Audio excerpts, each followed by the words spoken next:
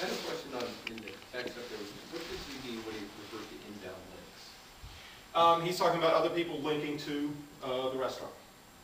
Okay, so he's talking about other bloggers, other people on Twitter talking or retweeting what he's saying, things like that. So again, you know, if he goes out on Twitter and he's got 50 followers, or say 500 followers, and he writes something about a new recipe they put up, and one of those followers retweets it, and another 500 people see it that weren't originally following him, he's just increased his audience by 100%. Yes? Would you explain to me exactly what Twitter is? I'm in the old one in the room who doesn't understand it, but I don't. Yeah, we're not online here. Well, we don't want to. Can't explain Twitter. Twitter's Twitter. Is it? And he's on it? I don't know. We'll can quickly, while you're explaining, I'll quickly... Right. Twitter is a service where you join it and you get a username. Very simple interface, because what you get is this little box that says, "What are you doing?" And you have to, you answer that, but actually you don't. I'll get to that. You actually write back in 140 characters or less your message. 140 characters or less, that really concentrates the mind, as all of you that are on Twitter know. Now, once you're on Twitter, what you do is you follow people. You follow people who are writing tweets. You follow the people that you find interesting. Okay? And it could be Demi Moore. It could be Oprah. It could be your neighbor. It could be anybody. It doesn't matter. Whoever's in your... What business are you in? By the way? Restaurant. You're in the restaurant business. Yeah. Okay. You might search on Twitter for restaurant owners, or just, you know, whatever. And you might start to follow a bunch of restaurant owners. Okay? I follow a bunch of innkeepers around the world because I'd like to know more about running a B&B. Okay? You'd follow these people.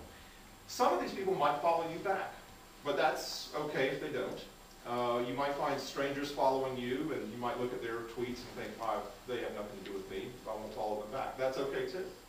But what you would do is that you would go in from time to time on Twitter, and you would type in your message. I've got a new menu item today. Or does anyone know where I can source truffles, you know, in the summertime, or whatever. And people, your followers, would respond to you. Okay, and the community's big enough. One mistake that a lot of people make on Twitter, are you on Twitter now? Yep. Okay. And you're at Cedar House Inn? Mm-hmm. Okay. Why don't you go to Alan Jenkins? Okay. Since that's me. What you find out, though, is that you'll end up building a community over time. Now, one mistake a lot of people make on Twitter is they go on and they follow two people.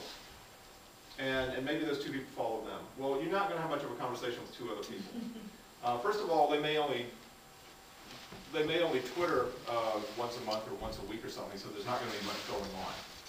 If you follow, say, 100 other restaurant owners, there'll be a pretty constant stream of tweets happening. You pulling this up? Yeah. It's letting me connect, but it's just not letting me... Can't get there from here. Ellen, when you say you follow 100 people? No, I use that for example. I follow about 520, I think. When you say that, are you sending one message to 520 people? I'm sending a message to Twitter that 525 people have signed up to look at their leisure when they feel like it. Being like a B&B owner. Right. And they can come and look at it, and if they don't have time to look at it, that's cool too.